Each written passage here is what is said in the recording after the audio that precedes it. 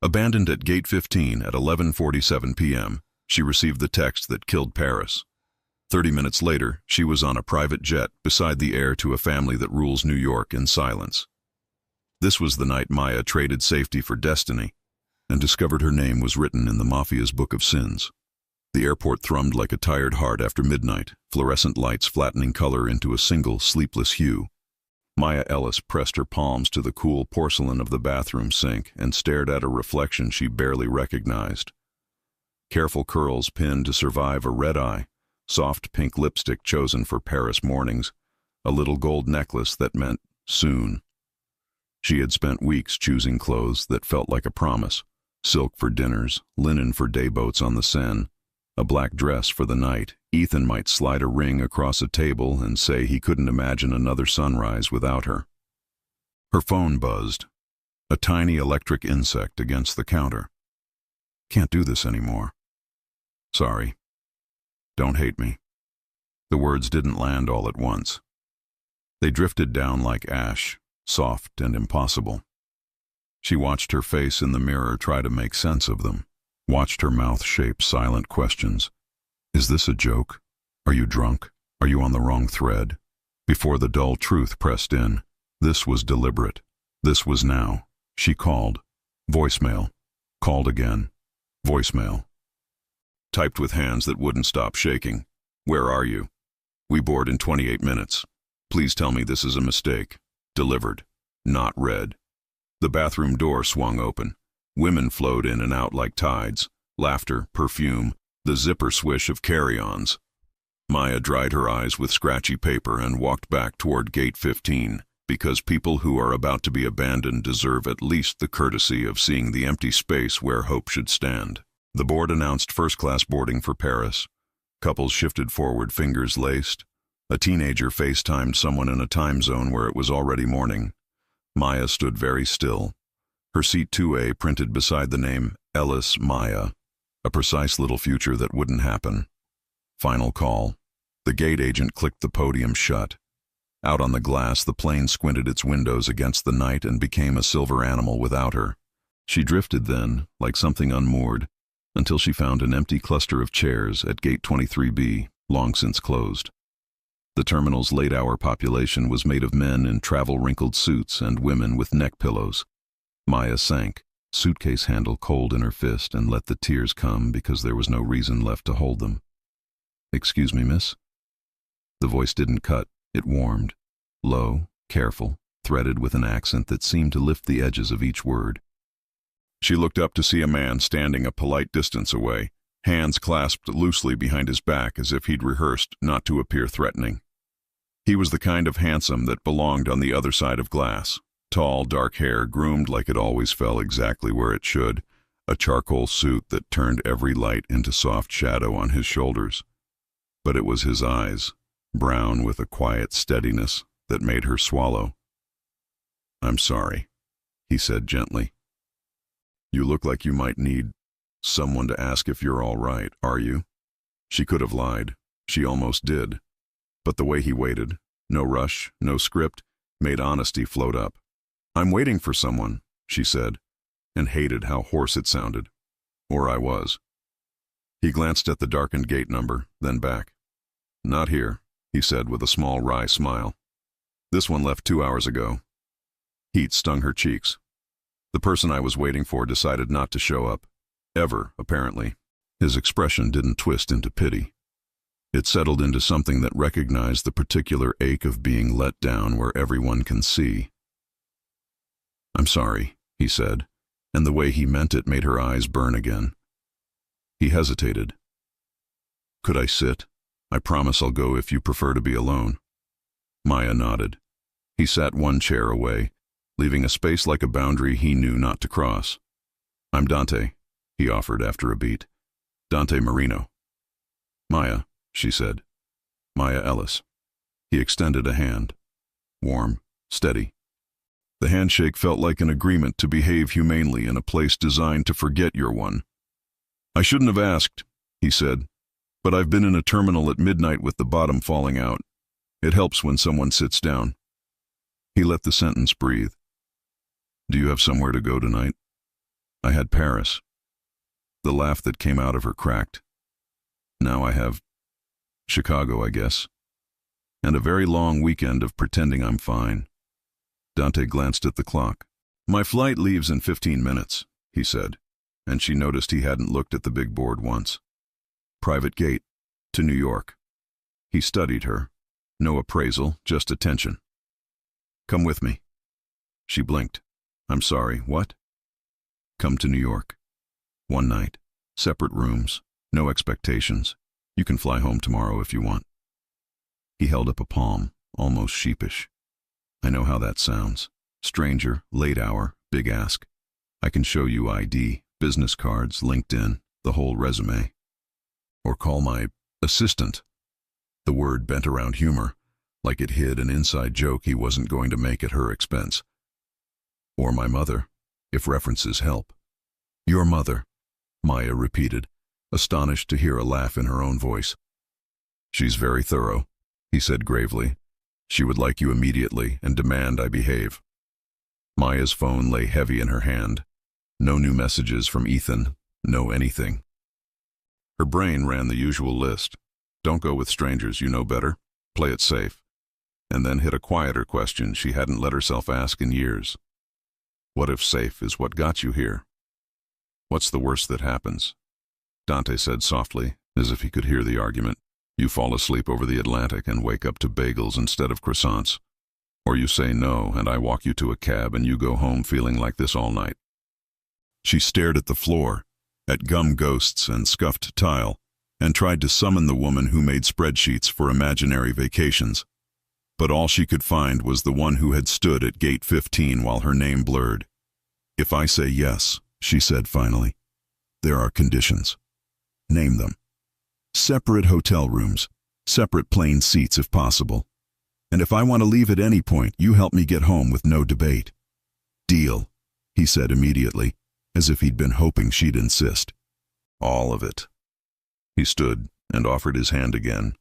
The space between them felt like the hinge of a door. Maya took it. They moved through a service corridor that smelled faintly of jet fuel and coffee that had been hot a week ago. Two men in black waited near a discreet elevator, broad-shouldered, expressionless in that way that says we are paid to have no expression. One of them looked at her, then at Dante, and made a barely visible nod that might have been a question. Dante's reply was a single word in Italian, too soft to catch. Both men melted into motion, professional and quiet. A lift, a corridor, night air that tasted like aluminum. The jet crouched on the tarmac like a sleek animal, lights warm along its spine. A woman in a crisp uniform descended the steps. Good evening, Mr. Marino, she said, voice neutral. We're ready when you are. Captain Smith, Dante greeted. This is Maya Ellis. She's joining us. If the captain was surprised, her face didn't register it. Welcome aboard, Ms. Ellis. Inside, everything softened, cream leather, a hum like sleep, the hush of money used to buy silence. Maya sank into a seat that reclined like a sigh. Across from her, Dante loosened his tie in a gesture that contained 100 small reliefs. Water. Tea, he offered. You look like your adrenaline just emptied out. Water, she managed. Her hands were steadier around the cold glass than she expected. The jet rolled, engines building until the world pressed her gently into the past. She watched Los Angeles fall away like a city of fallen stars. Her phone buzzed. Lena, where are you? Did you land? Send pics or I show up at your apartment with soup and questions. Maya typed. Travel plans changed. I'm safe. I'll call you in the morning. Promise. The captain's voice drifted back with weather and time. 5 hours to Teterboro, dawn on the far side of the night. Second thoughts? Dante asked without looking like he needed the answer to be one thing or another. Reality, Maya said. It's loud in here. I can make it quieter. He nodded toward the window. Or you can talk and I can listen. I'm unusually good at listening, possibly because I grew up around people who are not. She turned that over. You're very put together for a man who invites strangers on planes. He smiled with one corner of his mouth. This is a first, if that helps. I'm not usually impulsive. What are you usually?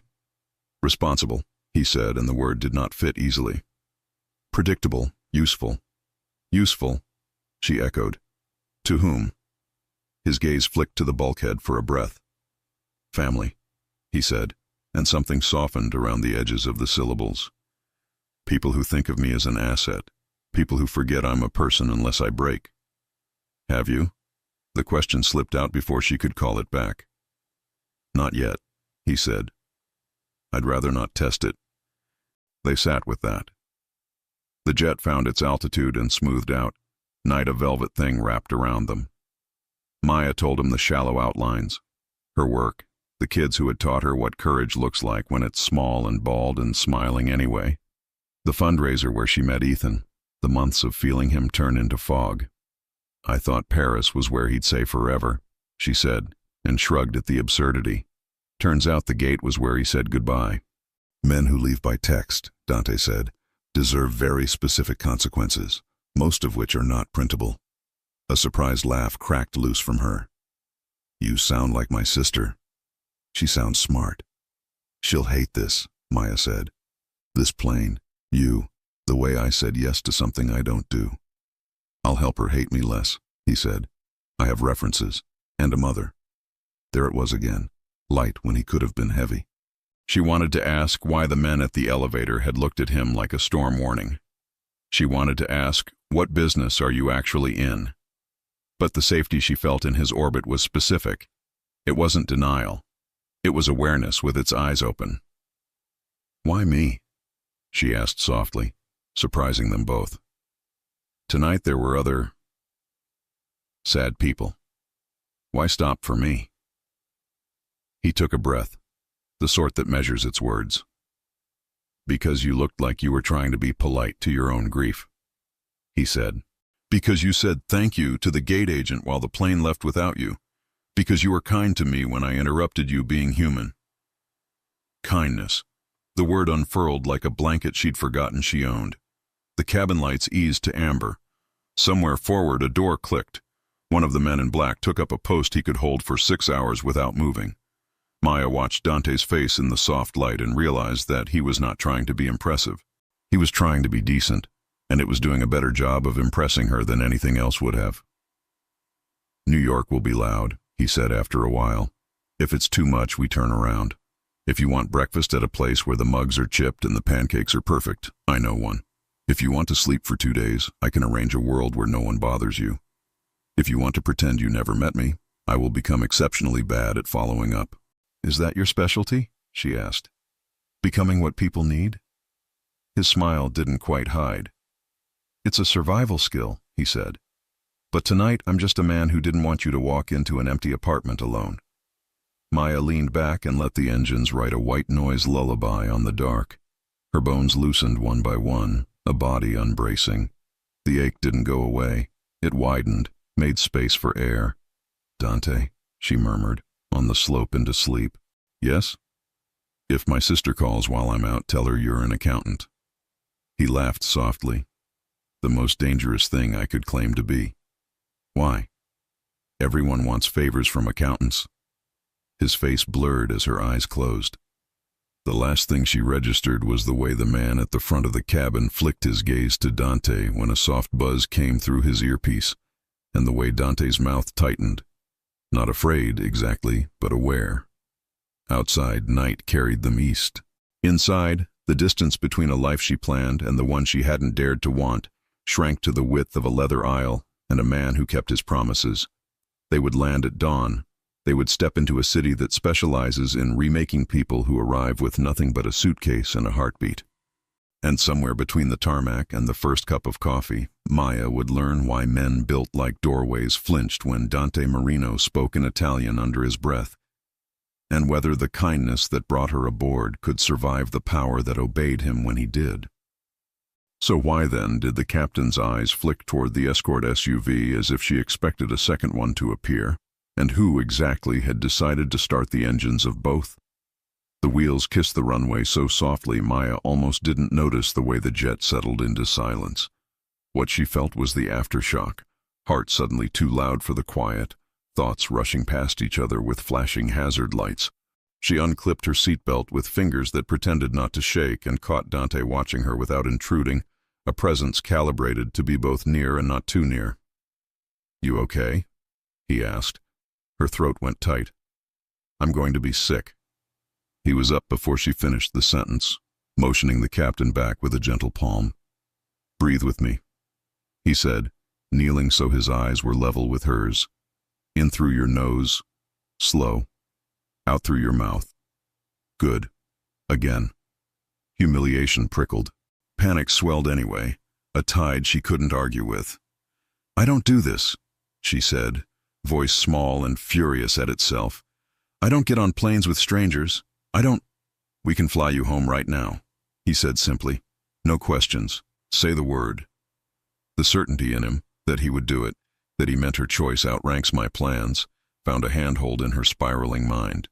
She locked her gaze on his and counted, air in and out, until the roar dulled to a steady rush in her ears. "I hate that you saw that," she whispered, wiping at a tear with the heel of her hand. "I like that you're human," he said. "It's rare where I live." The door opened. The dawn outside had that metallic blue that makes even secrets look cold. The captain thanked them. The men in black moved first. One stepped onto the stairs, scanning the tarmac with the detached attention of someone who cataloged threats for a living. The other spoke into his sleeve in a language of numbers. Maya felt Dante's palm hover near the small of her back, not touching, present. The wind bit. The first breath of New Jersey morning tasted like tin and possibility. They descended to a waiting SUV that wore its neutrality like a uniform. The driver said, "Morning, Mr. Marino," without looking back. Another SUV idled a car length behind them. Maya noticed how the second vehicle tucked itself into their wake like a shadow that knew the choreography by heart. She decided this was the part where she asked one real question. "Those men," she said softly, watching the airport slip away. "They work for you?" "They work for my family," he said, and the pause after family was paper thin but strong. "They make sure I'm not an easy problem to solve." "Are you a problem?" He considered that with a surprising seriousness.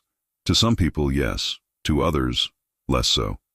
"I try to be a solution where I can." The skyline appeared, a row of graphite teeth catching the first light. The SUV slipped into the tunnel, light strobing the interior in a rhythm that made everyone look like a different version of themselves with every flicker. Maya the nurse, Maya the abandoned, Maya with a choice. Dante the gentleman, Dante the command. Her phone buzzed as they surfaced into Manhattan, Lena across the screen, then the avalanche of texts that had piled up while the world under her changed zip codes. "Where are you? Why aren't you answering? Tell me you're not alone." She glanced at Dante. He pretended to read an email and failed to hide the way he was trying to give her privacy. Maya thumbed call. "Zuzu?" Lena's voice landed so loud she had to hold the phone away. "Are you alive? I swear to God if you—" "I'm okay," Maya said, and her voice came out steadier than she felt. "I'm safe." "Where? With who? Do I need to drive somewhere and light it on fire?" Maya took a breath. Straight lines. No flinching. "Ethan dumped me at the gate. By text. I met someone who helped me. I'm in New York." Silence. The kind that stretches over disbelief like plastic wrap. "New York. Separate rooms," Maya said fast. "No weirdness. He kept every boundary I asked for and then some. He's been kind, Lena." That's what serial killers' podcasts sound like in the beginning. Maya almost laughed. He has a mother, and employees that call him Mr. Marino like he invented their last names. That is not the comfort you think it is. A sigh flared in the speaker.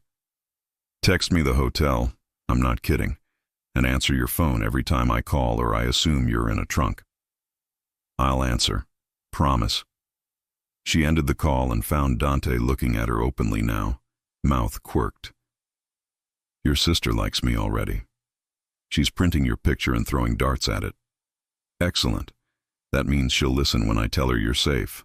The SUV pulled under the arching canopy of the plaza. The kind of building that pretends it has always been there and always will be. Bellman flowed toward the doors. A concierge's smile reorganized for someone with a file in the back office. A small string of staff glances connected Dante to a memory the hotel clearly had of him.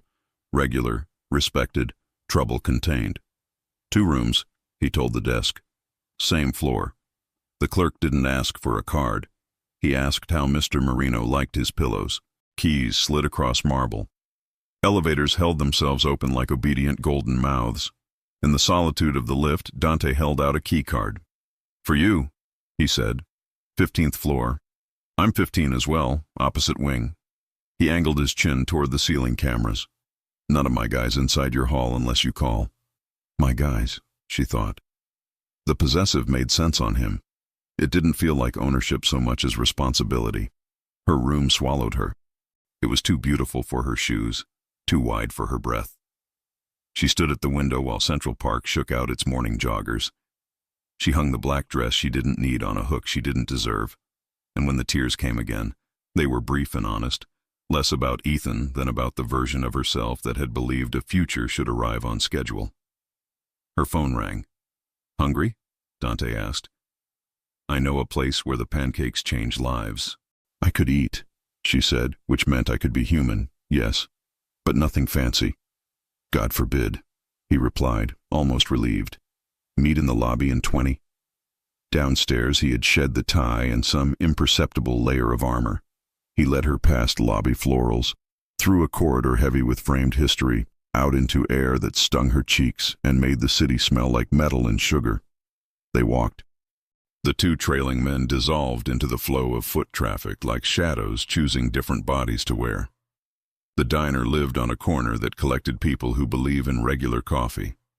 Vinyl sighed under them. The waitress called Dante Han without irony and topped off mugs like blessings.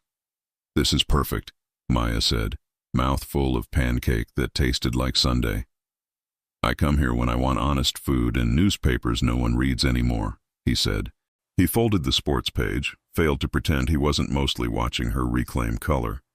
He asked her about the unit where she worked, and she told him the small truths. The way kids smile with their whole faces, the way parents age in hours, the way nurses become both quiet warriors and furniture you can lean on. "What about you?" she asked, and watched caution move behind his eyes. "What do you do besides offer stray people better mornings?" "I run a logistics company," he said.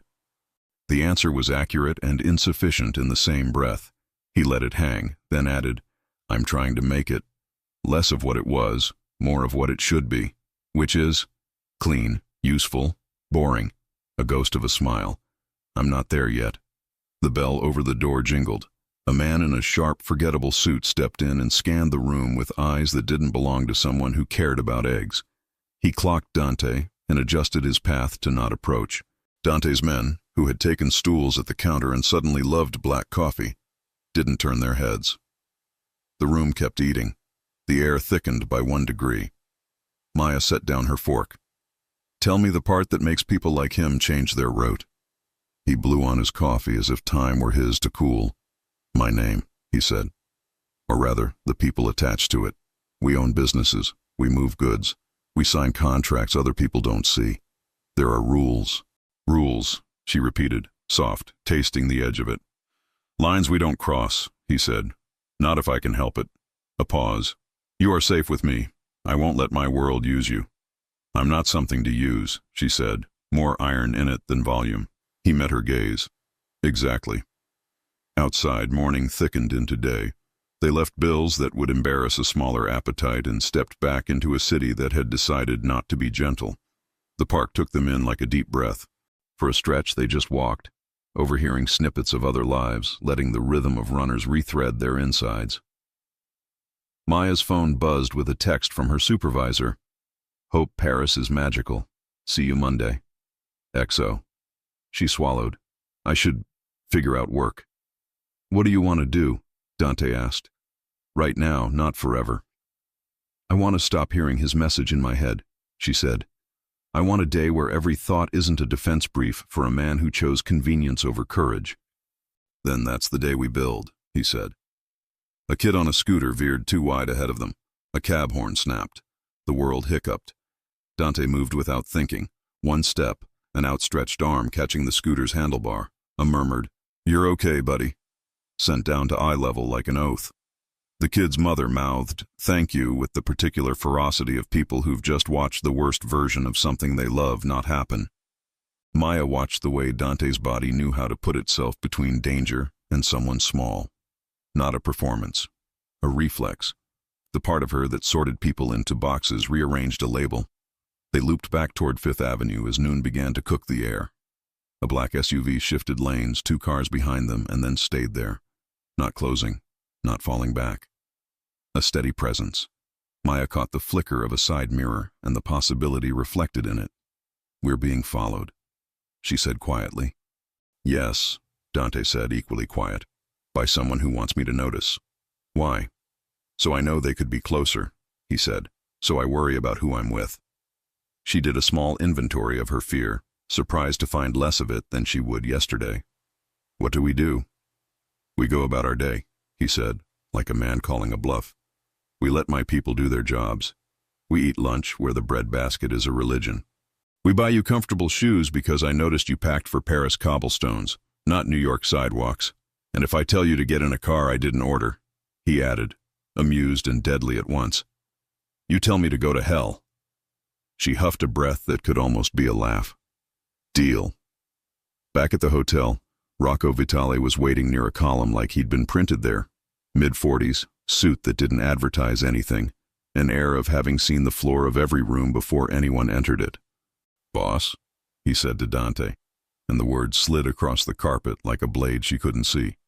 "Rocco," Dante returned, and the softness on his face did not move an inch. "This is Maya Ellis." Rocco's look traveled from Maya's shoes to her eyes with respectful economy. "Ms. Ellis." He nodded once, not quite a bow. "Welcome." "Thank you," she said, because she had been raised to match respect with respect. To Dante, Rocco said, "The black Tahoe stayed on us from the tunnel. Colorado plates, probably fiction. They wanted us to count them." "Let them feel seen," Dante said. "And hungry." Rocco's mouth made a near smile. He cut a look at Maya, not hostile, just measuring. "You need anything, I'm 10 feet away, and sometimes 3. "I'll try not to trip over you," Maya said, which won the ghost of a grin before he dissolved back into architecture. In her room, the city's hum threaded the walls. Maya showered the plane out of her hair and borrowed courage from the hotel's white robe. When she stepped back into the hall, an envelope leaned against her doorframe. Her name, not printed, written. A hand that pressed too hard on the downstrokes. Inside, a grainy photo from an airport security camera. She and Dante in the jetway's shadow, his hand extended, her hand taking it. The caption, block letters clipped from something cheap, "Choose wisely." The floor tilted. She looked both directions at once. Empty hall, wallpaper too ornate to be useful. She let out a breath she hadn't realized she'd been holding and slid the photo under the door with the toe of her shoe like it might bite. Dante answered on the first ring. "Maya?" "I have something you should see," she said, and hated how calm she sounded. "It's... someone left a message." "Leave it where it is, don't touch it, I'm outside your door." She hadn't heard him arrive. The lock's light winked. He stepped in with Rocco behind him, both men switching into a stillness that changed the weather in the room. Maya pointed. Rocco crouched, eyes narrowing. He snapped a picture with a phone that had no case. He held the envelope with a handkerchief that looked too expensive for the job and slid everything into a slim black pouch that swallowed it like a magician's trick. "Cute," Rocco said. "Dated, but cute." "Russo?" Dante asked, voice quieter than her heartbeat. "Could be," Rocco said. "Could be someone who wants to look like him." Maya folded her arms over herself without meaning to. Dante noticed. "You're safe," he said, and for the first time since she met him, she saw anger lean its shoulder under his words. She shook her head. "I don't want this to become a movie where I'm the love interest glued to a chair while men deliver speeches." "No one glues you anywhere," Dante said. Ever. Rocco's phone hummed. He read a text, his brows ticking up a fraction. Blake landed. JFK, solo. Looks like a meeting midtown, unknown party. Ethan, Maya said, and the name tasted like something that had gone off in the fridge. He came here. People like him don't like loose ends, Rocco said without apology. Dante turned to Maya, not making decisions over her head. You don't have to see him, he said. You don't owe him that. What if I want to hear him lie to my face, she said evenly, so I can stop imagining better lines for him. Rocco's mouth twitched, impressed against his will. We can make that safe. Dante didn't look at Rocco. He kept his attention on her. We do this your way, at your pace. But before you decide anything, there's something I should tell you, and I would have told you today regardless. He didn't shift his stance, didn't soften it with charm. He delivered the words like truth was the only currency he had left. My family name opens doors, he said. It also locks them. The company I run is a real company. It also sits at the edge of things you read about and hope not to meet. I've spent 2 years pulling it toward the light. Not fast enough for people who want it out yesterday. Too fast for men who like their money the old way. If you stay near me, someone may try to make you an object lesson. Maya's pulse thudded once, hard. And if I step away? I don't chase you, he said. I make sure no one else does. It wasn't self-pity. It wasn't performance. It was a man naming the line on the floor and refusing to move it an inch closer to her feet. She felt the shape of her fear, then she felt the shape of his choices around it. Okay, she said. Thank you for telling me. A beat of quiet. Rocco cleared his throat as if oxygen needed an escort. Boss, the tail just switched cars on 57th. If we're moving, I'd prefer sooner. Dante nodded once. Give me 10. He looked at Maya. Eat with me tonight. Neutral ground. Windows. Too many witnesses to be dramatic. Is this where you say the name of the restaurant and I pretend I've heard of it? He almost smiled. It's where I say the name and you tell your sister. And if at any point you want to leave, we leave. Separate cars, Rocco inserted, as if stating a law of physics. Separate cars, Dante echoed. He took a step back, as though proximity itself were pressure. Rest, call Lena. If anyone other than me or Rocco knocks, you call downstairs and say housekeeping. They'll patch to us. And if it's housekeeping, they'll be offended, Rocco said dryly. But they'll live. They left. The room unfolded around her again, expensive and useless. Maya called Lena and said the things that would be weapons in anyone else's mouth but were concern in hers. She ate half a room service apple because she needed to do something sane. She stared at the envelope's ghost on the carpet until the pattern blurred. She told herself she was still the woman who didn't choose chaos. She told herself she was temporarily borrowing the courage to not run from it.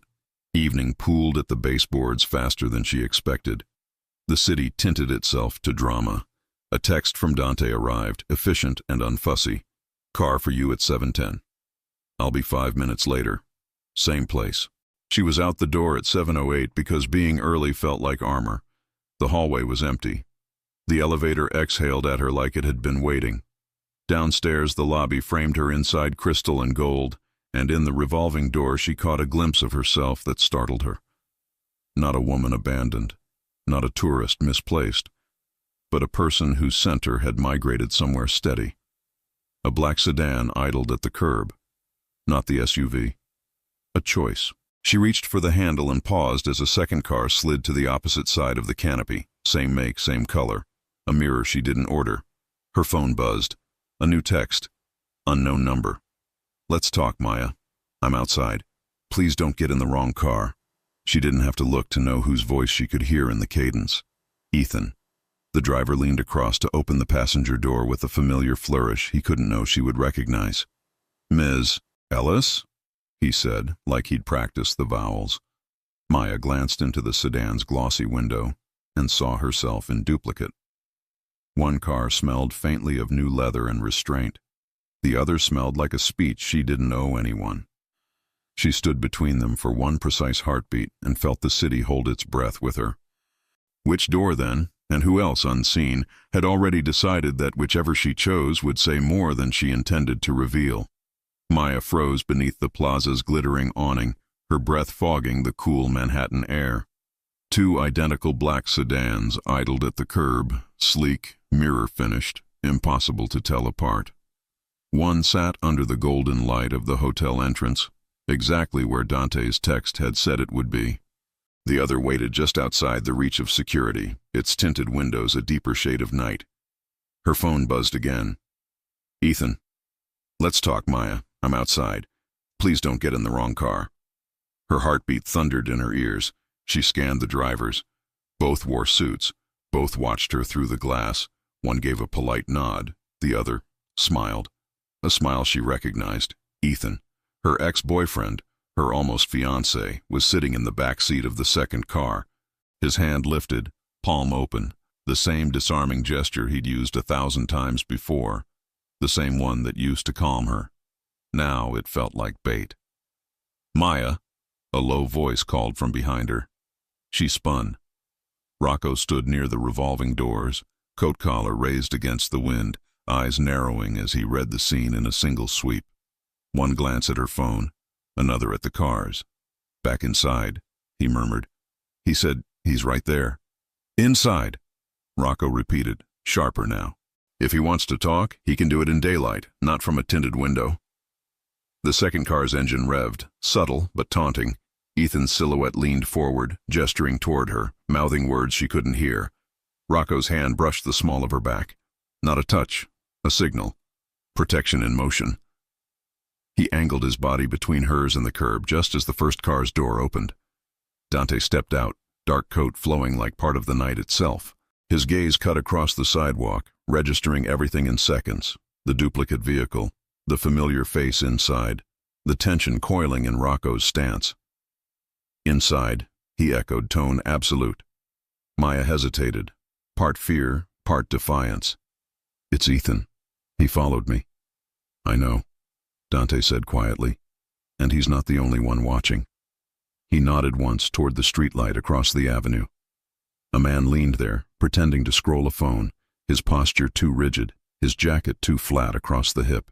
Another shadow flickered in the cafe window reflection, someone pretending not to look. Rocco stepped ahead, murmuring into a mic she couldn't see.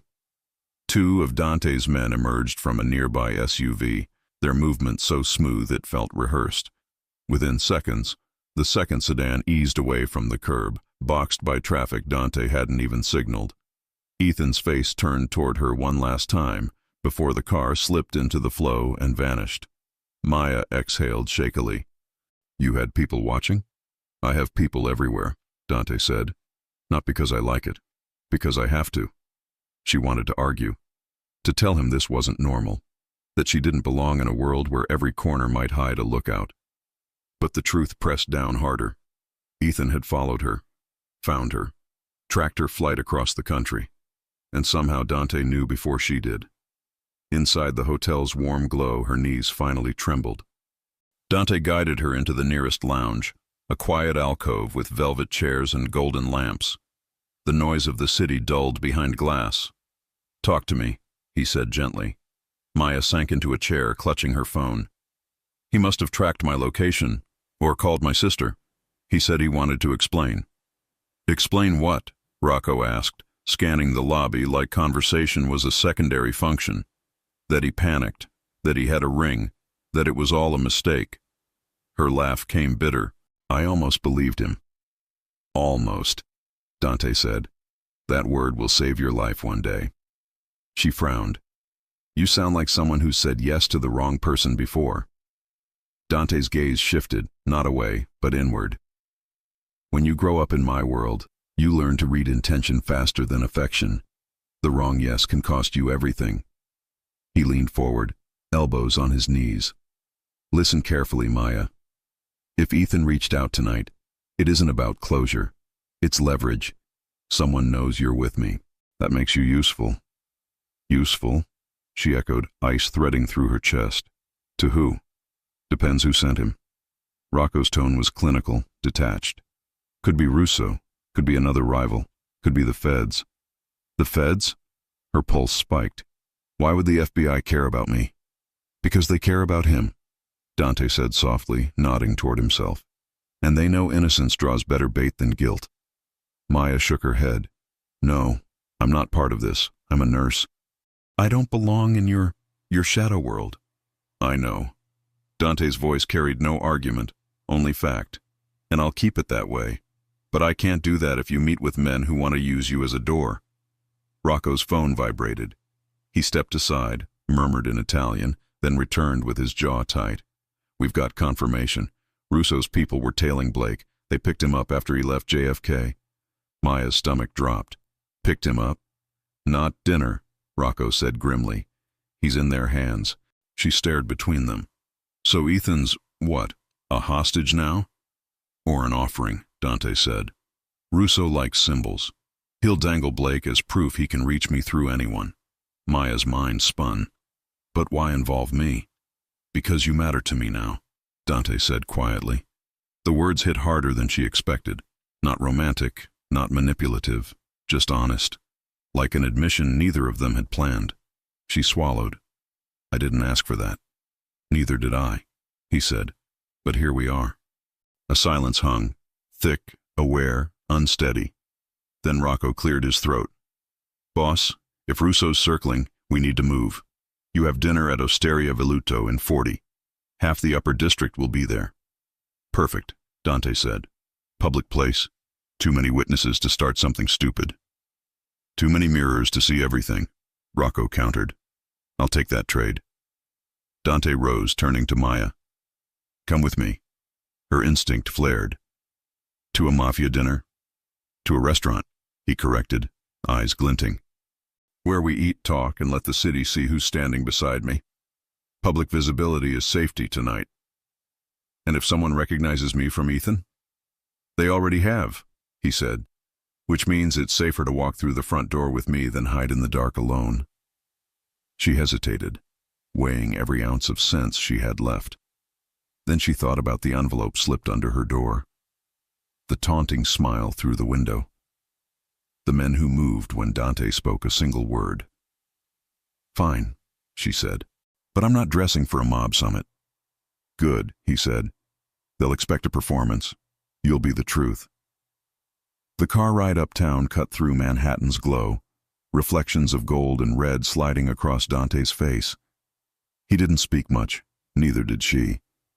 The silence between them wasn't empty, it was steadying, preparing. At the restaurant, the maître d' greeted Dante with the deference of someone aware that refusing him wasn't an option. They were led to a corner table beside a wall of glass, overlooking the city like it belonged to someone else. Maya tried not to stare as patrons subtly shifted in their seats, as servers moved with precise choreography, as conversations dipped then resumed. Dante's presence was gravity. Everyone adjusted around him. He ordered wine. Simple, Italian, nothing ostentatious. When the server left, he said, I grew up eating in places like this. Half family, half business. You learn to taste truth between courses. Truth tastes expensive, she murmured, scanning the room. He smiled faintly. No, it tastes earned. Across the room, a man in a dark suit raised his glass toward Dante in greeting. A silent acknowledgement. Dante returned it, expression neutral. Maya followed the motion and froze. The man's ring, a heavy gold signet, caught the light. The same emblem she'd seen once before in a photo on Ethan's phone. A lion encircled by laurel. Dante, she whispered. That man, he worked with Ethan. I saw his picture. He's one of his clients. Dante's eyes sharpened. That's not a client, that's a collector. A what?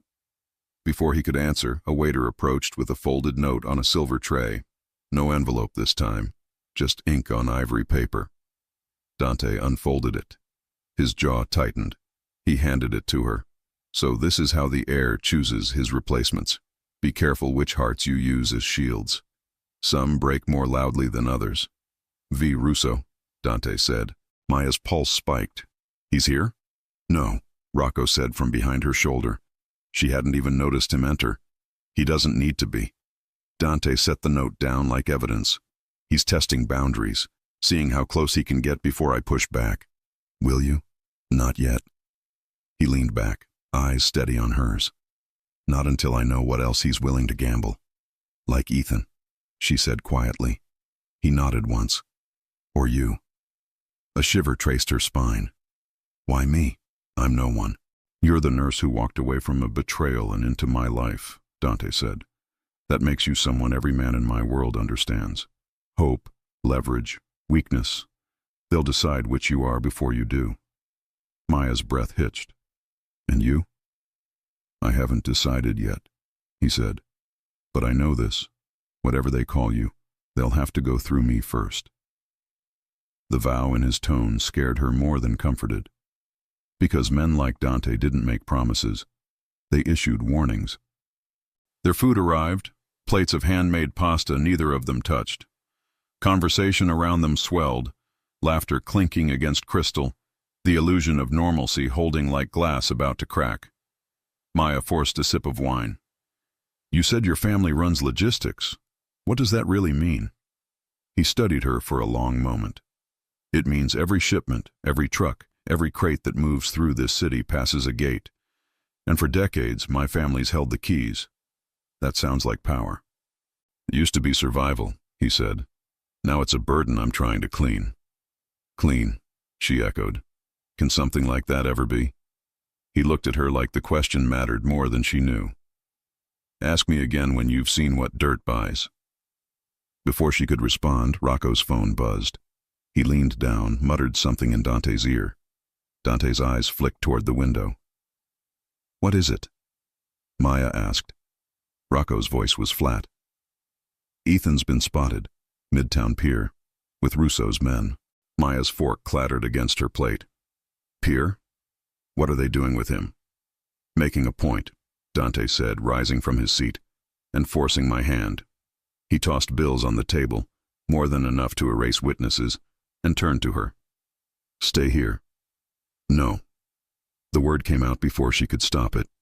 If this is about me, I'm not hiding. Rocco sighed. She's got spine, boss. Dante met her gaze.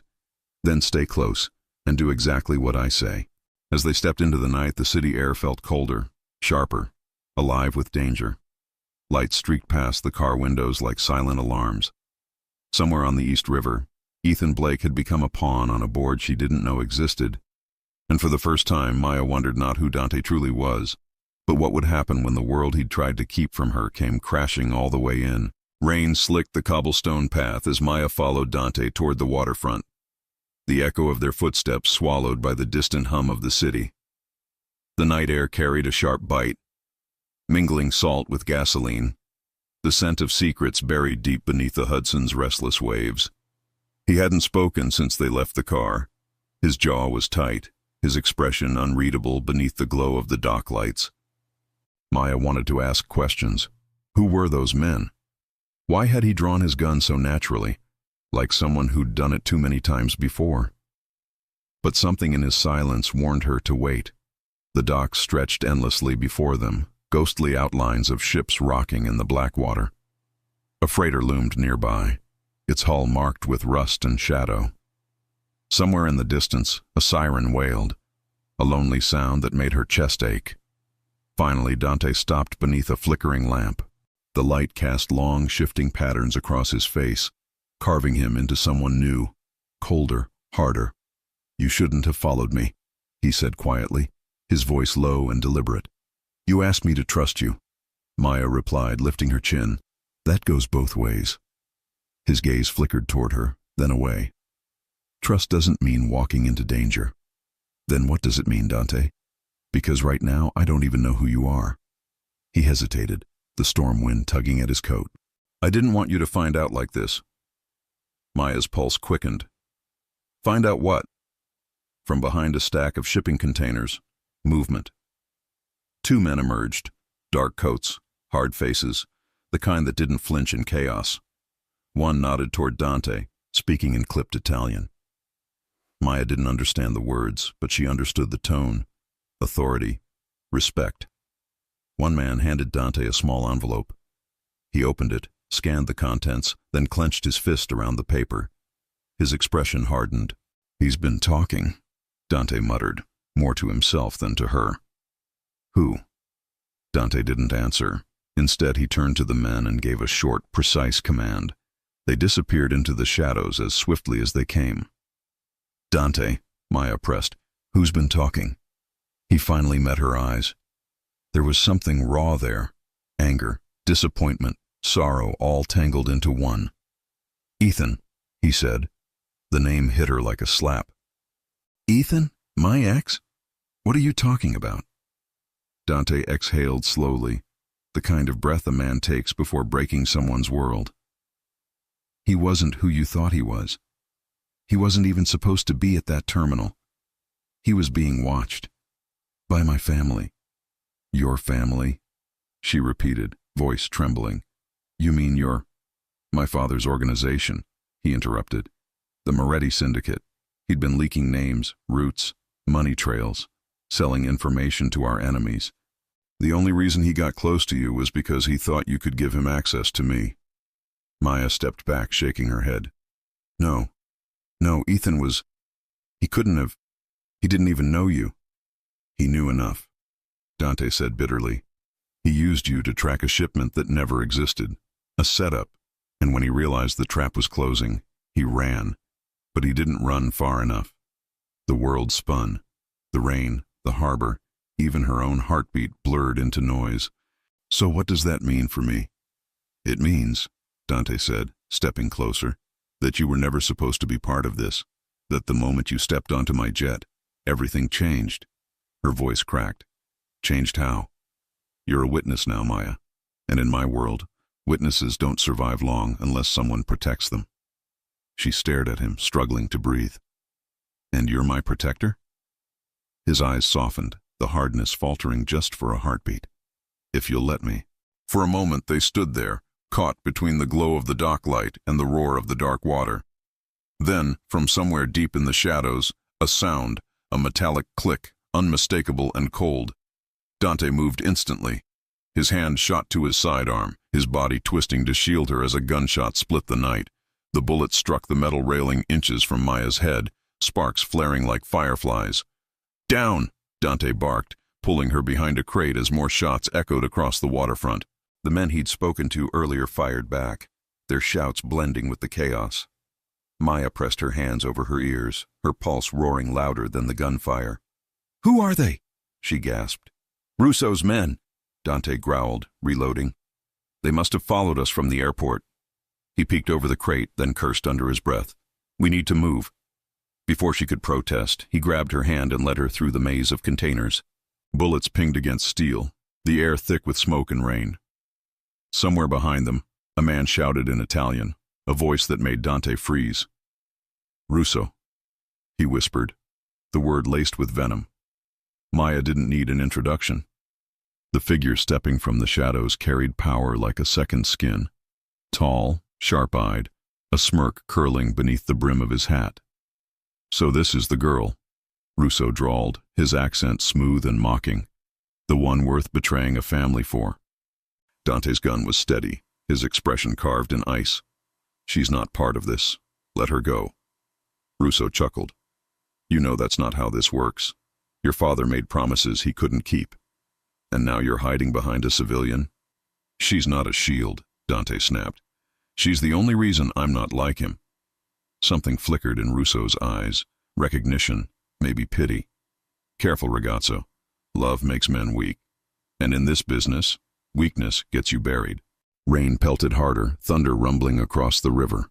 For a moment, time hung still, two worlds colliding in the space between gunfire and confession. Then, headlights swept across the dock, more cars approaching. Maya turned, panic rising. Dante! But he was already moving, taking her hand again. We're done here. They ran, slipping through a side gate as Russo's men shouted behind them. The screech of tires echoed off the warehouses, and Maya didn't dare look back. By the time they reached the empty street beyond the port, her lungs burned, her dress clung to her skin, and every step felt like running through a dream she didn't understand. Finally, Dante stopped beneath a neon sign flickering over a boarded-up diner. His hands trembled, not from fear, but fury. They weren't supposed to find us this soon, he muttered. Someone tipped them off. Who? Maya asked, breathless. He looked at her, eyes shadowed. I don't know yet, but I'll find out. A siren wailed in the distance, growing louder. Dante stepped closer, brushing a raindrop from her cheek with a tenderness that didn't belong in a night like this. You asked who I am, he said softly. Now you know. And if you stay, there's no going back. Maya's heart hammered against her ribs. And if I walk away? He swallowed hard. They'll find you before sunrise. The sirens drew closer, the rain heavier. For a long, breathless moment, Maya stood frozen between the life she'd known and the danger now unfolding before her. Then, somewhere behind them, a single gunshot cracked the night, sharp, final, echoing across the empty street. Dante's eyes lifted toward the sound, his jaw tightening. It started, he whispered. Maya turned, searching the shadows. What started? But he didn't answer. He just took her hand again, leading her into the darkness as the city's lights shimmered like ghosts around them. The storm hadn't stopped since the docks. Rain poured like it meant to erase the city itself, drumming against the windshield as Dante steered through the maze of empty streets. Every red light was a risk. Every passing car, a threat. Maya sat beside him, her hands gripping her knees, watching the reflection of neon lights shimmer across the wet pavement. Neither of them spoke. The silence between them was no longer awkward. It was electric, pulsing with all the things neither dared to say. When Dante finally turned down a narrow alley lined with old brownstones, Maya frowned. Where are we going? Somewhere they can't find us, he murmured. He parked in front of a building that looked abandoned. Boarded windows, ivy crawling up cracked brick walls. But when he punched a code into a hidden keypad beside the door, the lock clicked open with military precision. Inside, it was another world. Exposed beams, velvet drapes, the faint scent of whiskey and cedar. A fireplace flickered against stone walls, and sleek monitors hummed quietly on a mahogany desk. It wasn't a house. It was a fortress dressed like a home. Maya turned in slow disbelief. You live here? No one lives here, Dante said, removing his coat. That's the point. She swallowed. So what now? Do we just hide? Dante's jaw flexed. For tonight, yes, until I figure out who leaked our location. He poured himself a drink, his hand steady even as the glass trembled faintly against the decanter. You're shaking, she said quietly. I'm not used to people shooting at me with you standing there. And you think I am? She snapped, her fear cracking into frustration. He looked at her, really looked. Beneath the defiance there was terror. Beneath the terror, something else. Trust. Against every instinct, she still trusted him. I'm sorry, he said softly. You shouldn't have been there. You shouldn't even be here. And yet here I am, she replied, meeting his gaze. Because you told me to trust you. The firelight cast his face in gold and shadow. Then trust me one more time, he said. Don't leave, not tonight. Maya hesitated. Every rational thought told her to run, to find a hotel, call the police, pretend none of this ever happened.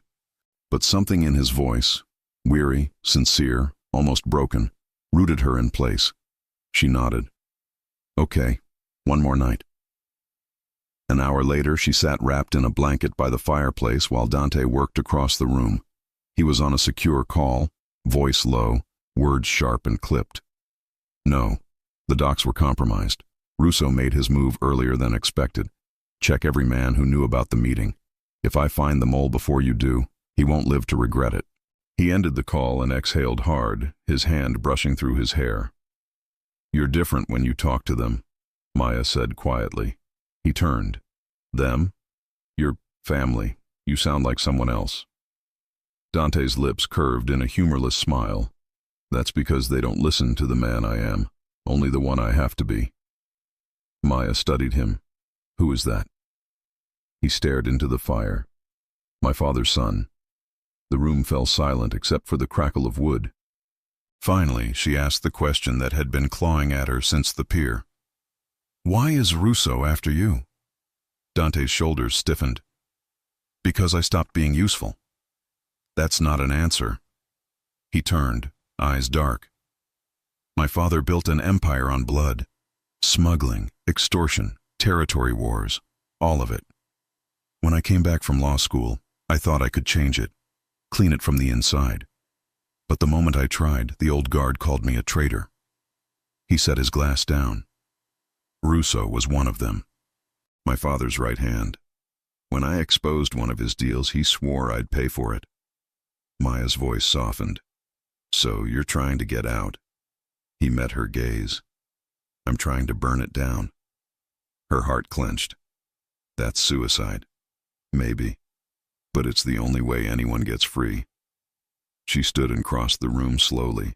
The fire painted her in warmth. The rain outside drummed a rhythm that matched her heartbeat.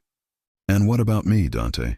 Where do I fit in this story you're writing with blood and revenge? He looked at her, really looked. You were never supposed to be in it, but now you're the only part that makes it worth finishing. The words hung between them. Dangerous, tender, irrevocable. Maya's breath hitched. Don't say things like that. Why? Because I might start believing them. Their eyes locked, the tension thicker than the storm outside. Then a sound, faint, metallic, snapped the moment in half. Maya froze. What was that? Dante drew his gun instantly, motioning for silence. He moved toward the far wall, pressed against a panel, and revealed a hidden door. Behind it, a staircase leading down into darkness. Stay here, he ordered. Not a chance, she whispered, following. The stairway descended into a basement lined with steel. A safe sat embedded in the wall, its door slightly ajar. Dante's jaw tightened.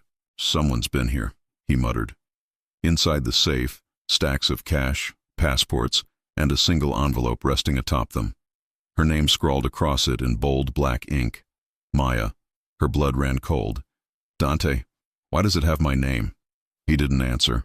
He reached for it, but Maya was faster. She tore it open, her fingers trembling. Inside, a photograph. Her father. Younger, standing beside a man she'd never met, until now.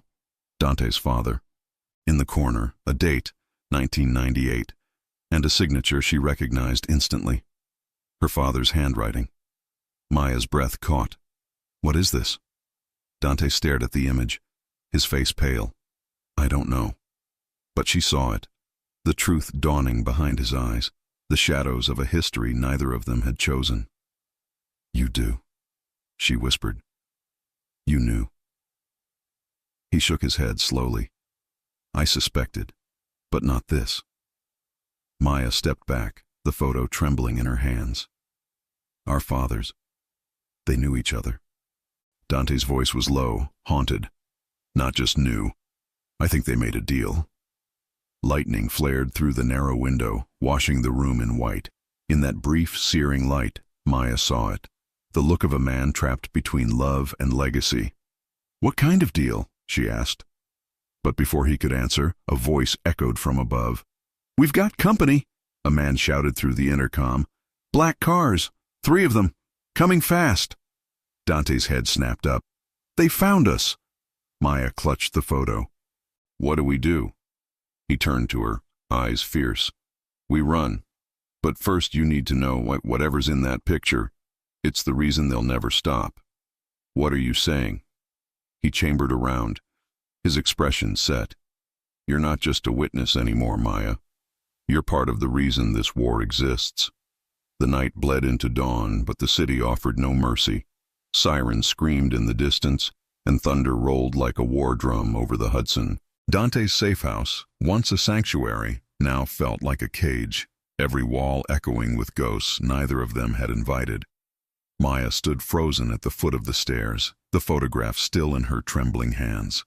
Her father's face stared back, younger, smiling, his arm slung around Dante's father like a brother. Behind them, the shadow of a warehouse marked with a symbol she didn't recognize.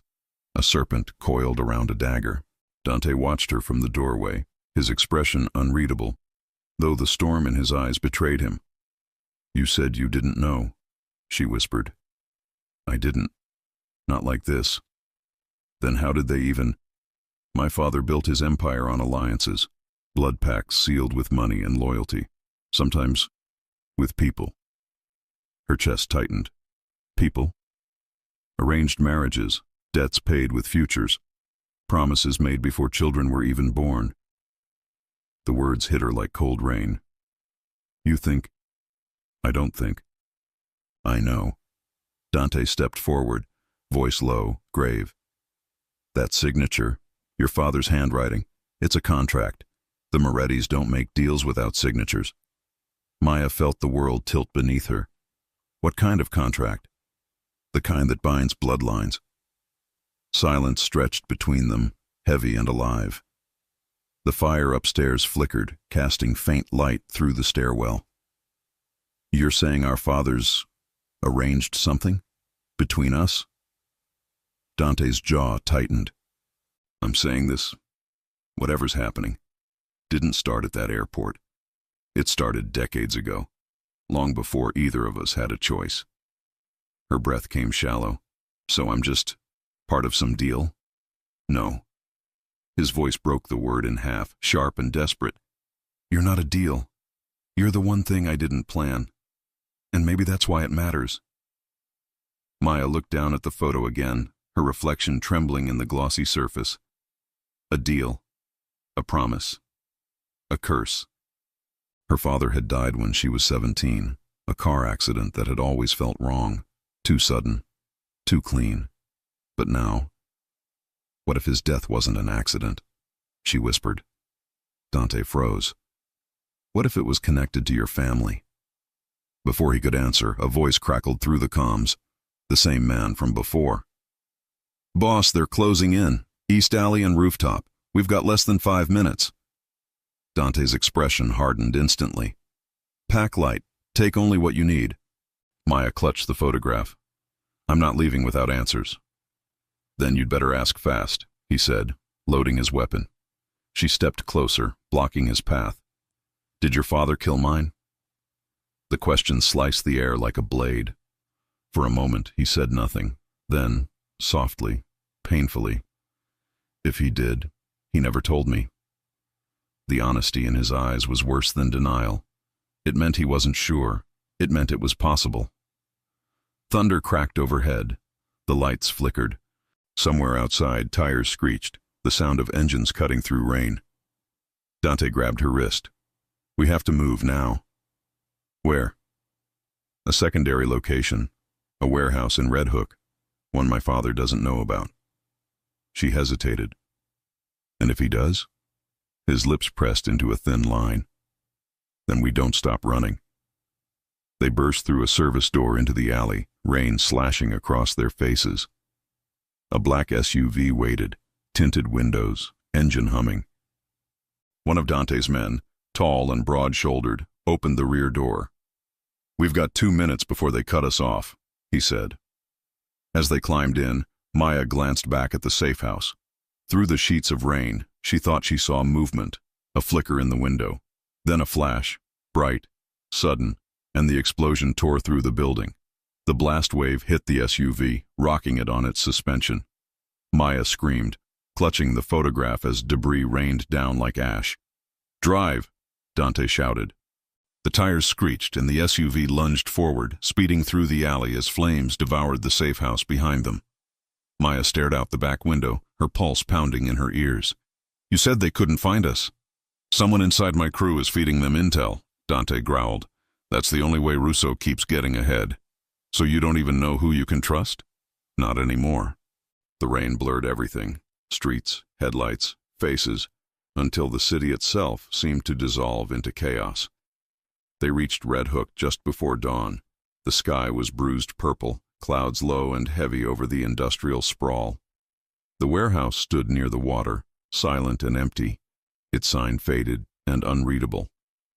Inside, the air smelled of salt and rust. Crates lined the walls, some labeled in Italian, others blank. A single light hung from a steel beam, swinging faintly with the wind.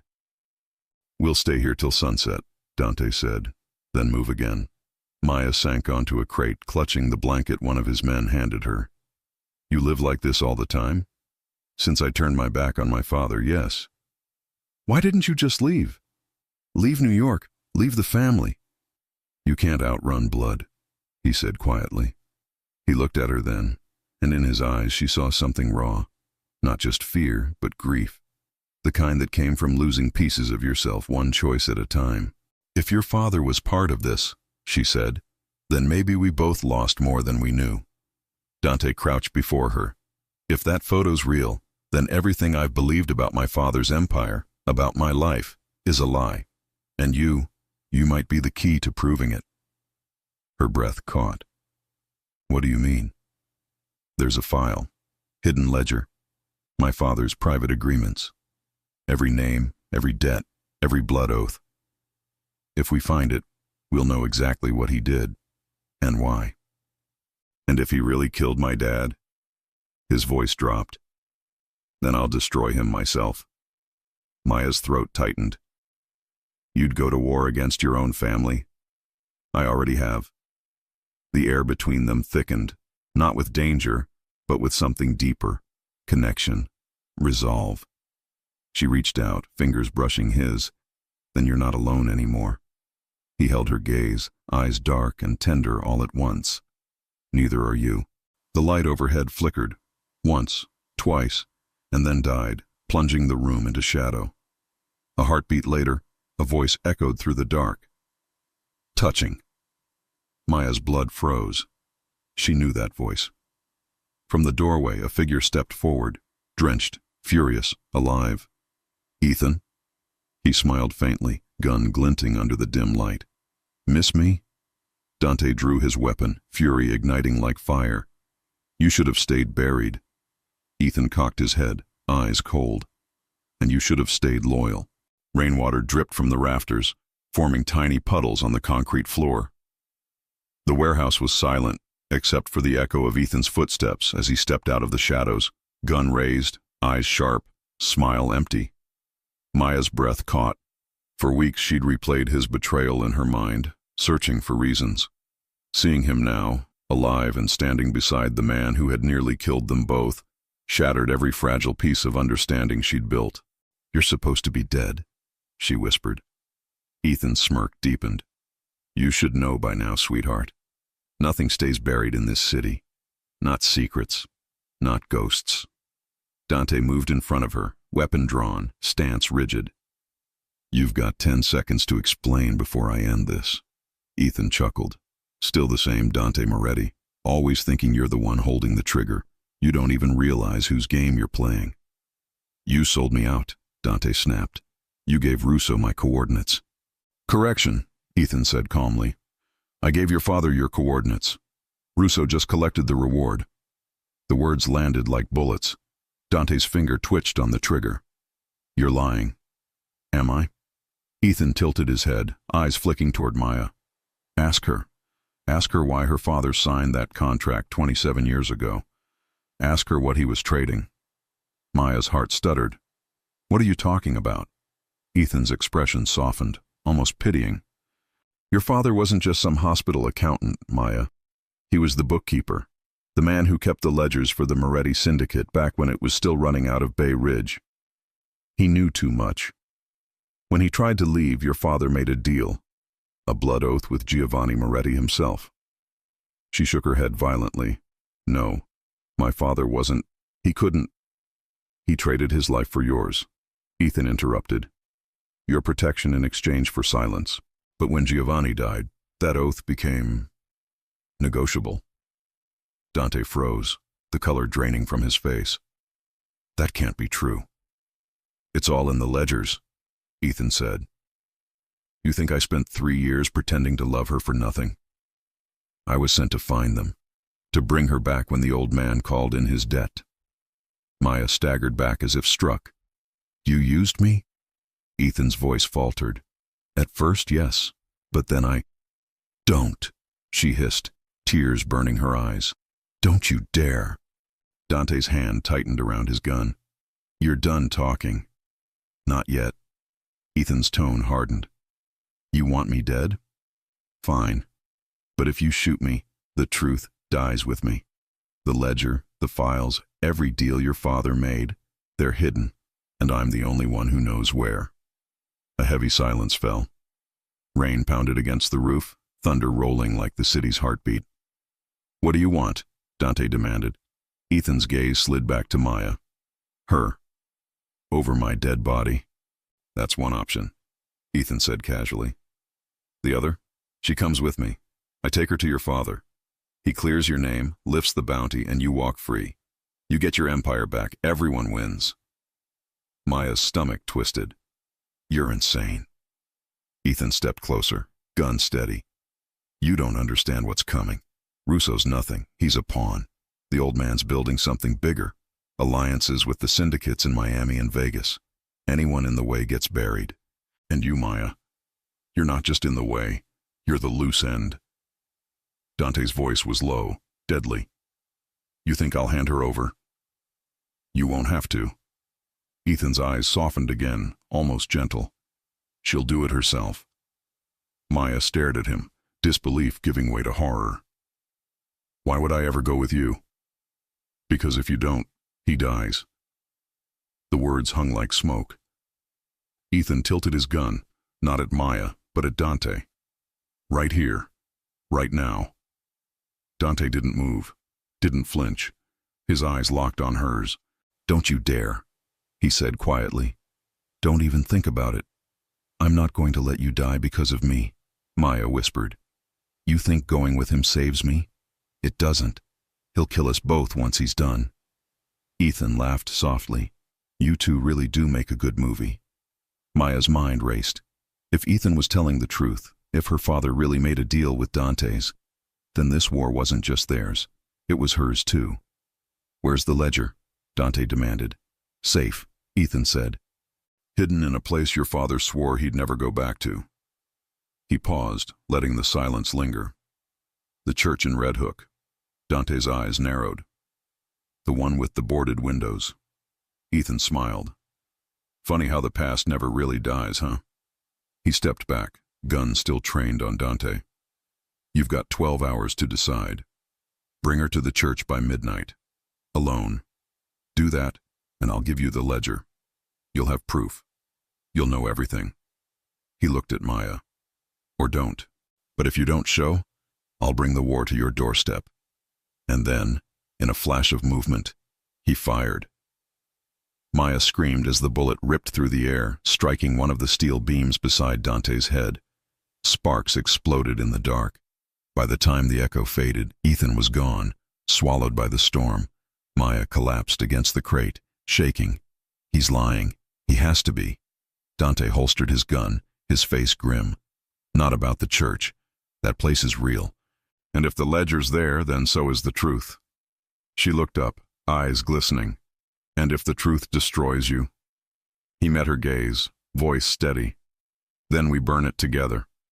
Outside, thunder rolled again, not from the sky this time, but from engines approaching. Dante's phone buzzed once, a single message on the screen. "They found us. 2 minutes." He turned to Maya. "Looks like we're not done running yet." Maya clutched the photograph tighter, heart pounding. "Where do we go?" "To the one place my father swore he'd never return," Dante said. "If Ethan's telling the truth." He chambered around, eyes dark with resolve. "Then that church holds the sins of both our families." The storm had broken by sunrise, but the city still wore its scars. Puddles mirrored shattered streetlights, and fog curled low over the bay, wrapping Red Hook in silence. The church loomed ahead, a skeleton of stone and decay, its stained glass windows long gone, its bell tower split like a wound in the sky. Maya hesitated at the gate, clutching her jacket tight. "Are you sure this is it?" "There's only one church in Red Hook my father ever swore he'd never touch," Dante said, scanning the empty street. If Ethan was telling the truth, the ledger's inside. The air was heavy with salt and rust. Somewhere distant, a ship's horn groaned through the fog, a lonely sound that made the hair on her arms rise. Dante pushed open the door, and it creaked like something alive. Inside, the air was colder. Dust motes drifted through thin beams of light, falling like ghosts over cracked pews and forgotten icons. The altar stood broken, half buried beneath rubble. "He hid it here?" Maya whispered. If my father wanted to bury his sins, a church would be the cruelest place to do it, Dante said. They moved cautiously down the aisle. Every step echoed like a confession. Behind the altar, Dante found what he was looking for. A trapdoor, hidden beneath a tattered rug and sealed with rusted bolts. He knelt, pulling a tool from his coat, and pried them loose one by one. "Help me lift it," he said. Together they raised the hatch. A staircase descended into darkness, air damp and still. Dante drew a small flashlight from his pocket, its beam cutting through the black.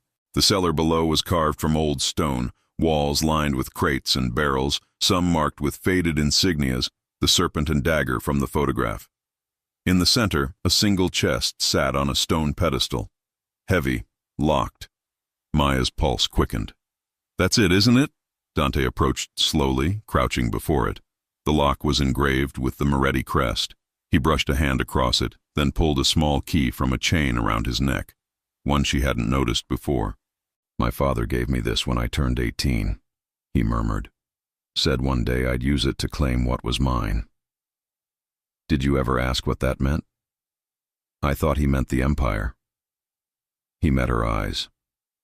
Maybe he meant the truth. The lock clicked open.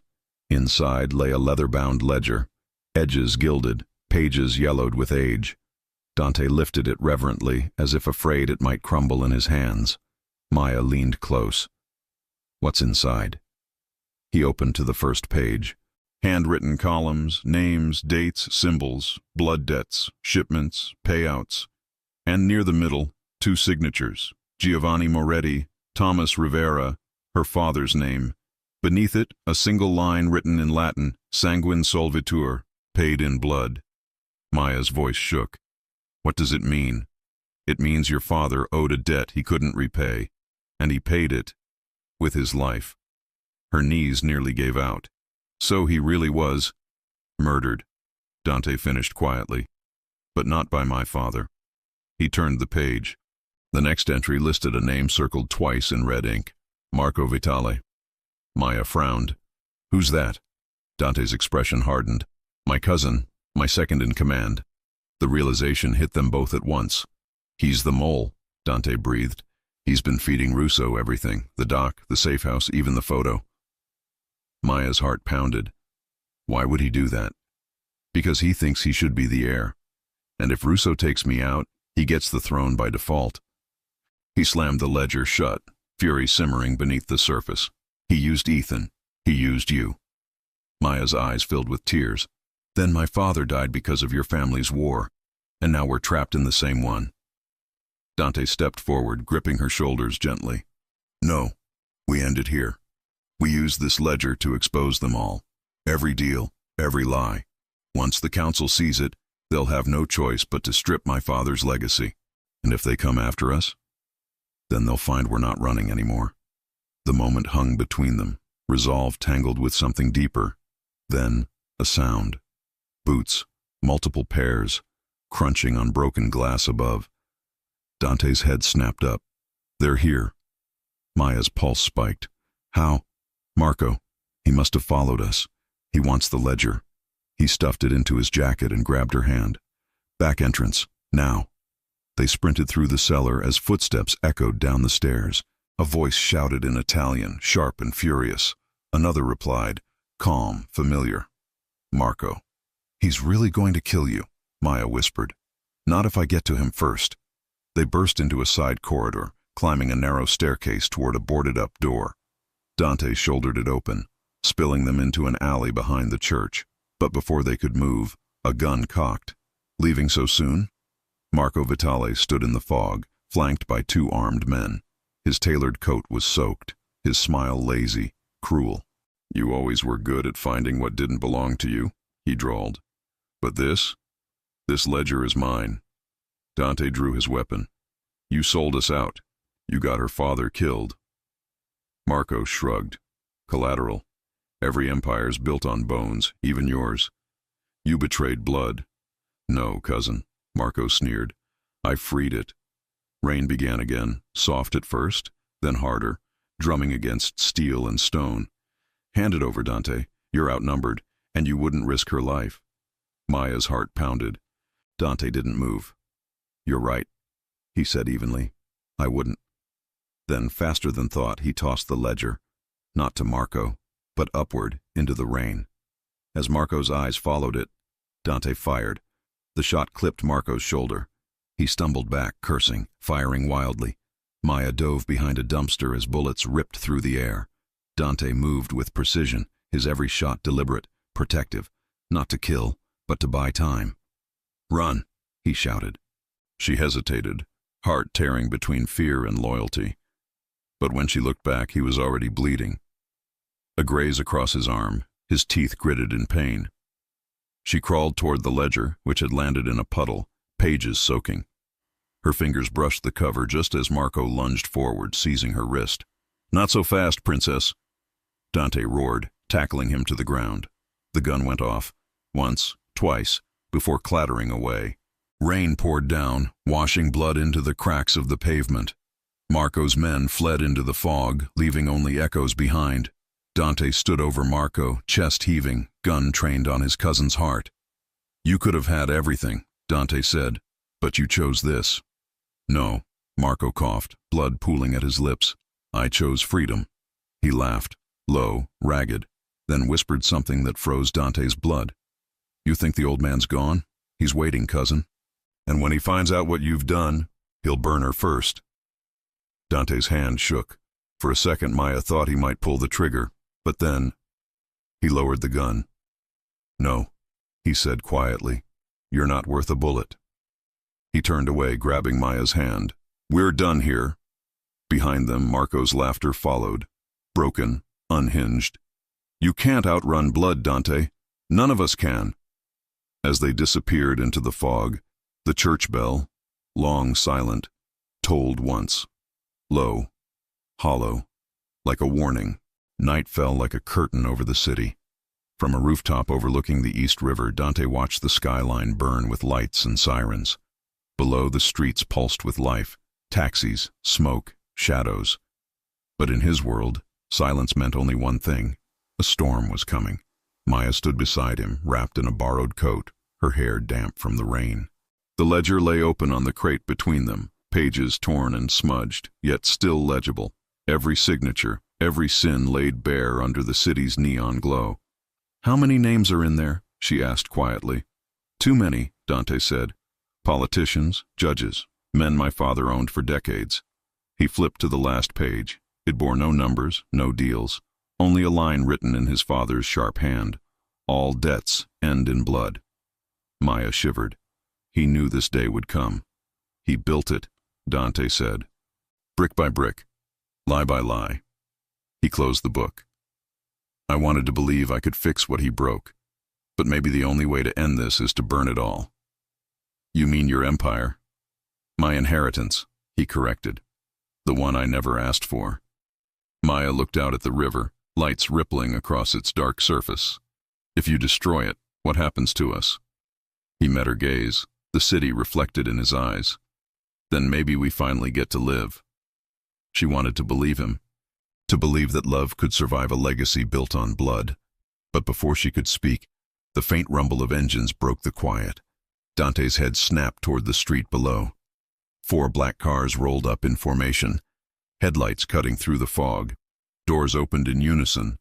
Men in suits spilled out, precise, armed, disciplined. And in the middle, stepping out last, came Giovanni Moretti.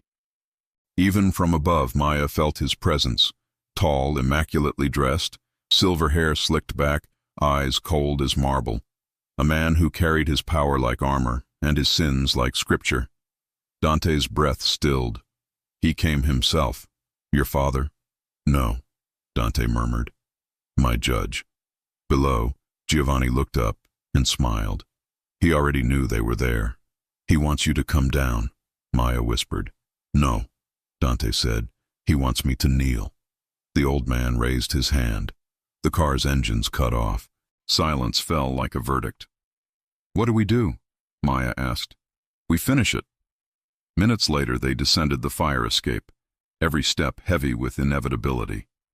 The street smelled of rain and oil. Dante walked ahead, spine straight, the ledger in his hand like a weapon. Giovanni watched them approach, his smile thin. "My son," he said, voice smooth, echoing like a sermon. "You've made quite the mess." "Your mess," Dante replied. "I just found the broom." The old man's laugh was soft, dangerous. "You always were clever. Too clever. You think you can erase decades of power because of a girl?" Maya stiffened. Dante stepped in front of her. "This isn't about her." "No?" Giovanni's eyes sharpened. "Everything you've done since that airport has been about her. You defied me. You bled for her. You burned your own house down for her. Because my house was built on graves." Giovanni's smile vanished. "And now you've dug your own." He gestured, and two men stepped forward. One carried a briefcase, the other a gun. "You've always wanted a choice, Dante," Giovanni said. "So here it is." He nodded, and the first man opened the briefcase. Inside lay two objects: a gold pen, engraved with the Moretti crest, and a single bullet. "Sign the ledger," Giovanni said softly. "Bring her to me. Restore what's mine, and I'll let you live. You'll inherit everything I built. Power, respect, freedom." He paused. "Or defy me again, and that bullet ends everything. Her, you, this farce you call redemption." Maya's breath caught. "He wants you to—" "Silence," Giovanni snapped. "The men speak, the women listen." Dante's hand curled into a fist. "You'll never touch her." Giovanni's eyes gleamed. "You'd kill your own father for her?" "I'd save her from the man who killed mine." A ripple passed through the soldiers. Giovanni's jaw tightened. "So you found the ledger." Dante lifted it. "I found you. Every lie. Every corpse you buried under this name. You wanted me to be your heir? Then hear me, father. I inherit nothing." He tossed the ledger at Giovanni's feet. Pages fluttered open, names flashing like ghosts in the headlights. "You destroy that," Dante said, "and maybe the world forgets you. But I won't." Giovanni stared at the book, then back at his son. His voice dropped to a whisper. "You think this girl will save you. But she's the reason they came for us. Her father was a thief. He stole from me. You were supposed to end her bloodline, not love it." Maya's heart stopped. "What?" "He sent Ethan for you," Giovanni continued. "And when the fool fell in love, I sent Marco. And when he failed, I came myself." Dante's voice trembled with fury. "You used them all. You killed them all." "No, son. I made them. Just as I made you." Lightning split the sky, illuminating the two men, mirror images of pride and pain. Giovanni took a step forward, spreading his arms. "You can't outrun me, Dante." "You are me." Dante raised his gun. "Not anymore." Maya reached out. "Dante!" But before he could fire, Giovanni's men drew theirs. Dozens of barrels aimed. A trap. A sentence. An ending. Giovanni smiled sadly. "I forgive you, my son." "Don't," Dante said. "You don't forgive. You erase." Maya gripped his arm, whispering, "Don't do this, please." For the first time, Dante hesitated. His eyes flicked to her, warmth in a world gone cold. Then a shot rang out. One single gunshot, not from Dante. Giovanni staggered, eyes wide, a bloom of red spreading across his chest. Behind him, Ethan stood in the shadows, pale, bleeding, but alive.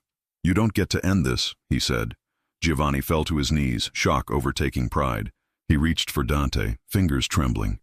"You'll regret this," he whispered. "Blood always remembers."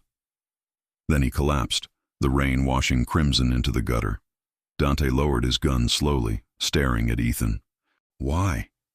"Because I owed her," Ethan said, his voice breaking, "and because I was tired of being someone's weapon." He dropped the pistol, stumbling forward before collapsing. Maya rushed to him, cradling his head as his breathing faltered. "I'm sorry," he rasped, "for everything." "Ethan!"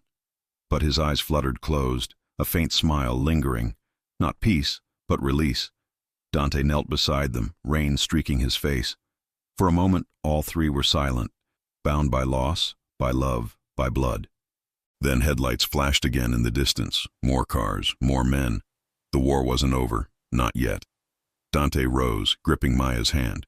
We have to go. She looked at Giovanni's body, at Ethan's, at the ledger half soaked in rain. What about them? We leave them, he said. We're done burying the dead. They disappeared into the fog, sirens growing closer, city lights flickering like stars through smoke. And as the rain fell harder, Maya realized the truth her father had tried to protect. No one escapes their blood. But maybe, just maybe, they could rewrite what it meant. The sun rose over Manhattan like a reluctant witness, spilling pale gold across streets still slick with rain and gunpowder. Smoke drifted from the pier where the last battle had been fought. Sirens wailed in the distance, the city mourning its king. Giovanni Moretti was dead, and with him, the empire he'd built on fear began to crumble.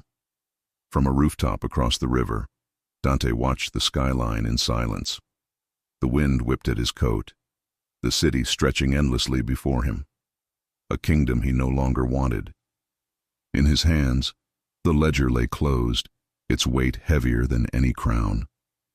Maya stepped beside him, her fingers brushing his. They'll come for you, she whispered.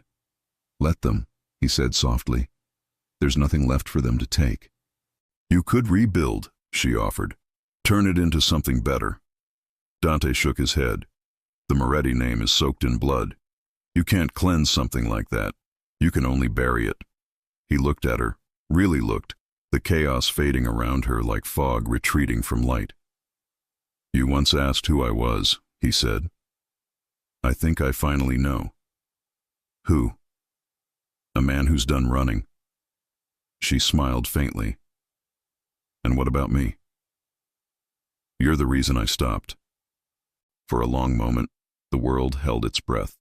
No gunfire, no footsteps, no threats in the dark. Just them, two souls bound by scars, standing on the edge of a future they had yet to name. By midday, the city was buzzing with rumors. The Moretti patriarch was gone. His heirs vanished. The council fractured, old alliances burning with the ledgers that once bound them. But in a small airfield outside the city, beneath the steady hum of a private jet, Dante and Maya prepared to leave it all behind. Maya glanced at the plane, sleek, white, almost peaceful against the open sky. You really think we can just walk away? Not walk, Dante said. Run. He handed her a passport. New name, new life, hers. I don't need this, she whispered. I need you. Dante's eyes softened. You'll have both. And you? I've got one last thing to do. Her heart clenched. What thing? He looked back toward the city. There's a safe house uptown. Inside is every cent tied to my father's operations. If I walk away now, it'll just fall into another monster's hands. I'm going to finish what he started and destroy it. Maya reached for him. Then I'm coming with you. No. He shook his head. You've already given up too much. So have you. They stood there, locked in silence, the engine's low roar filling the space between them. Then slowly he smiled. Small, weary, real. You're stubborn, and you're out of options. He laughed, the first true laugh in what felt like years. Then let's finish this, together. That night, they lit the final fire. The old warehouse burned bright against the skyline, flames licking the sky as papers, ledgers, and false fortunes turned to ash. It wasn't vengeance. It was absolution. As they watched from across the street, Maya took his hand. It's over, she whispered. Dante nodded. No, it's beginning. They turned away from the flames, walking into the night. No sirens behind them, no shadows chasing them. Only the echo of their footsteps, steady and in sync. 1 year later, sunlight spilled across the terrace of a small cafe overlooking the Mediterranean. The air was warm, the sea calm, the world unrecognizable from the one they'd left behind. Maya sat at a corner table, sketchbook open, a cup of espresso cooling beside her. She wore white, light, soft, free. The laughter of tourists drifted through the air, mingling with the scent of salt and citrus. Behind the counter, Dante moved quietly. No suit, no weapons, no ghosts. just a man learning how to live. He poured 2 cups, carried them to her table, and sat across from her. "You ever miss it?" she asked. "The noise?" He smiled. "Sometimes. The danger? Never." "And the name?" He shook his head. "Moretti died that night. The man sitting here, he just makes coffee." She smiled, reaching across the table to lace her fingers through his. "And I just draw." For a moment they said nothing. The sea shimmered before them, gold and endless. The past was far away, not forgotten, but forgiven. Dante lifted his cup. "To second chances." Maya smiled. "To the life we chose." Their cups clinked softly, not like gunfire, but like peace. Above them, gulls soared over the horizon. The wind carried no scent of smoke, only salt and sunlight. And for the first time in either of their lives, the future felt like something they could touch. The end. Love can't erase the past, but it can rewrite the ending. If you enjoy stories like this, take a moment to subscribe to the channel. That's how I'll know you truly liked it. Even if you're watching on your TV, grab a second to join this family of fans who love emotional and heartfelt stories. Your support means everything, and it helps us bring you even more tales like this one.